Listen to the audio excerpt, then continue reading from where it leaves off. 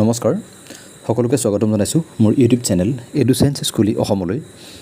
ইতিমধ্যে আমাৰ শিক্ষা বিভাগৰ ফালৰ পৰা নিৰ্দেশনা আহিলেই যে অহা 3 অক্টোবৰৰ পৰা আমাৰ সকলো শিক্ষক আৰু ছাত্ৰ ছাত্ৰীয়ে শিক্ষা সেতু এপৰ যোগেদি এটেন্ডেন্স দিব লাগিব বিদ্যালয়ত গৈ গতিকে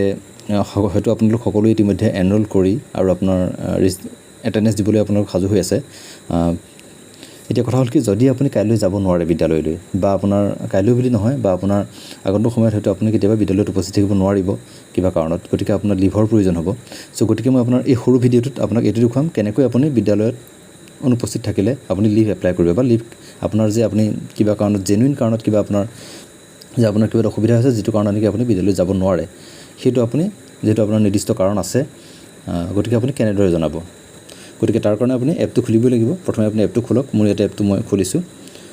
খোলাৰ পিছত এটা মই এখন স্কুল লগইন কৰি লৈছো অলৰেডি লগইন হৈ আছে সো আপোনালোকে খুলিলে এনেকৈ দেখা পাব তাৰ পিছতে আপোনাৰ ইয়াতে আপুনি তলত দেখিছে আপোনালোকে লিভ বুলি এটা অপচন আছে স্কুল লোকেশনৰ কাষত আছে লিভছ সো লিভছত ক্লিক কৰিব ক্লিক কৰাৰ পাছতে আপোনাৰ ইয়াতে আপোনাৰ তলত ডিফল্ট ষ্টুডেন্ট হৈ আছে আপুনি হেতু যদি টিচাৰ বা ষ্টাফো সিলেক্ট কৰে তেতিয়া কোনো ওলাই কাৰণ আপোনাৰ যেলৈকে কোনো লিভটো এপ্লাই কৰা নাই এটা লিভটো আপুনি নতুনকৈ এপ্লাই কৰিব লাগিব তাৰ কাৰণে মই দেখুৱাই আছো এটো ঘূৰি প্ৰসেসিং হৈ আছে সো ইয়াতে আপোনাৰ ওপৰ যেটা প্লাস চিন আছে এটো লিভছৰ তলতে প্লাস চিনটো চুই দিয়ক এটো ইয়াতে আপোনাৰ ইউজাৰ টাইপটো সিলেক্ট কৰিব লাগিব ইউজাৰ টাইপটো মই ষ্টাফ দিছো মই আপোনাৰ কাৰণে দেখুৱাইছো ষ্টুডেন্টৰ কাৰণে নাই দেখুৱা ইয়াতে আপোনাৰ এজন টিচাৰৰ নাম আপুনি সিলেক্ট কৰি ইয়াতে ধৰিলক মই এজন সিলেক্ট কৰিলো আপোনাৰ নামটো সিলেক্ট কৰিলে কৰাৰ পিছত আপুনি ডেটটো দিলে ধৰিলক আপুনি কাইলৈ ঠিক আছে আপুনি অহা 4 তাৰিখে আপুনি বিদ্যালয়ত উপস্থিত হ'ব নোৱাৰে সো আপুনি 4 তাৰিখটো সিলেক্ট কৰিলে 4 অক্টোবৰ ওকে কৰিলো তাৰ পিছত আপোনাৰ এটো হল লিভ ফ্ৰম ডেট আৰু লিভ টু ডেট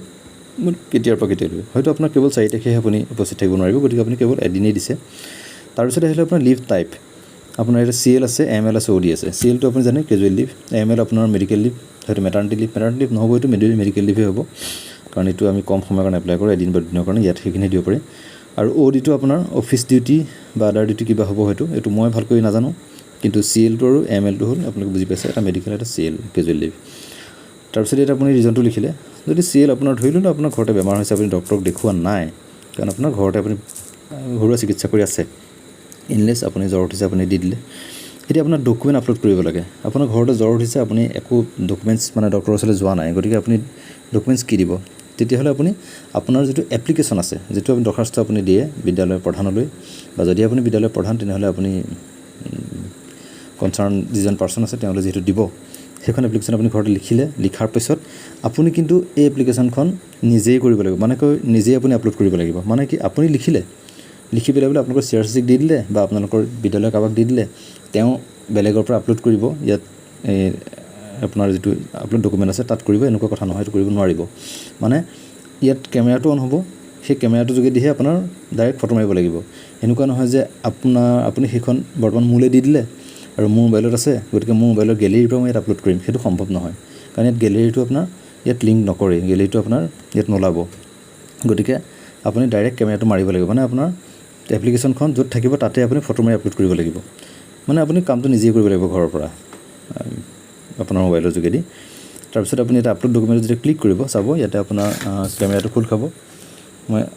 এটো খুলিছো কেমেৰাটো সৰি আপলোড ডকুমেন্টত কেমেৰাটো আছিল মই দেখুৱাই দিছো আকৌ আপলোড ডকুমেন্টৰ কাষত কেমেৰাটো আছে মই কেমেৰাটো চুই দিছো চোৱাৰ লগে লগে আপোনাৰ এটো এখন টেবুলখন লৈছে টেবুলখনত যেটা এখন এপ্লিকেশন মোৰ সেট এপ্লিকেশন নাই এখন বগা কাগজ মই দেখুৱাইছো এখন যদি এপ্লিকেশন হয় তেতিয়া মই ফটো মাৰি দিলো এনেকৈ মাৰি দিলে আপোনাৰ সেই ফটোখন ওকে কৰি দিলো এতিয়া বগা কাগজখিনিত আহি গ'ল এখন খালি উকা কাগজ একো নাই আপোনাৰ লিখা থাকিলে আহি যাব এতিয়া মই এপ্লাই লিভ যদি কৰি দিও তেতিয়া আপোনাৰ লিভটো এপ্লাই হৈ যাব হেতু মই নকৰো কৰিলে আপোনাৰ পৰহিলে মোৰ লিভ এপ্লাই হৈ যাব সো এটো হল আপোনাৰ লিভ লোৱাৰ প্ৰসেস এনেকৈ আপুনি জেনুইনলি আপোনাৰ নিৰ্দিষ্ট কাৰণটো আপুনি জনাব পাৰে আৰু এটো এপ্লাই কৰাৰ পিছত আপোনাৰ এপটোত আপুনি দেখা পাব আৰু খুব সম্ভৱ আপোনাৰ যেটো পোৰ্টেল আছে সেই পোৰ্টেলটো আপোনাৰ লিভৰ যেটো ইনফৰমেশন সেইটো হেতু তাত থাকিব সো আপুনি যদি কিবা কাৰণত বিদ্যালয়ত উপস্থিত হ'ব নোৱাৰে নিৰ্দিষ্ট জেনুইন উপযুক্ত কাৰণত তেনেহলে আপুনি এনেদৰে লিভটো এপ্লাই কৰিব পাৰে ঠিক আছে গতিকে আশা কৰিছো আপোনালোকে ভিডিওটো সহায় কৰিব আৰু পুনৰ লগ পাম ধন্যবাদ